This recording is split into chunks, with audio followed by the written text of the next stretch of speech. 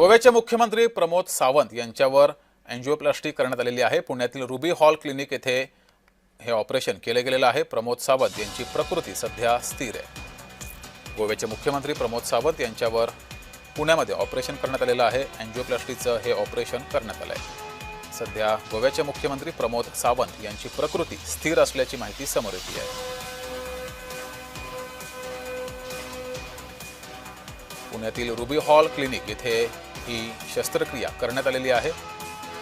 अधिक माहिती घेऊया, आपले प्रतिनिधी रोहन कदम आपल्या सोबत जोडलेत। रोहन, जगदीश, खरं तर गोव्याचे मुख्यमंत्री प्रमोद सावंत यांना काही तासांपूर्वी पुण्यातील रुबी हॉल क्लिनिक या ठिकाणी ऍडमिट करण्यात आलेलं होतं आणि त्यांच्यावरती हृदयाची शस्त्रक्रिया म्हणजेच अँजिओप्लास्टी जी आहे ती पूर्णपणे यशस्वी करण्यात आल्याची माहिती पुण्यातील एका खासगी दवाखान्याच्या माध्यमातून देण्यात आलेली आहे। खरं तर त्यांच्यावरती यापूर्वी अँजिओग्राफी जी आहे ती करण्यात आलेली होती आणि त्यानंतर अँजिओप्लास्टी जी आहे ती पुण्यातील एका रुग्णालयामध्ये यशस्वीरित्या करण्यात आलेली आहे। सध्या त्यांना 2 ते 3 दिवसांसाठी विश्रांती जी आहे ती पुण्याच्या डॉक्टरांनी सांगितलेली आहे आणि त्यानंतर त्यांना पूर्णपणे जे आहे ते इतर दौरा जो त्यांचा नियोजित ठरलेला आहे त्या ठिकाणी त्यांना फिरता येईल, जाता येईल असं त्यांनी सांगितलेलं पाहायला मिळतंय। परंतु सध्याच्या घडीची सगळ्यात महत्त्वपूर्ण बातमी आहे की पुण्यातील एका खाजगी दवाखान्यामध्ये गोव्याचे मुख्यमंत्री प्रमोद सावंत यांच्यावरती अँजिओप्लास्टी जी आहे ती करण्यात आलेली आहे।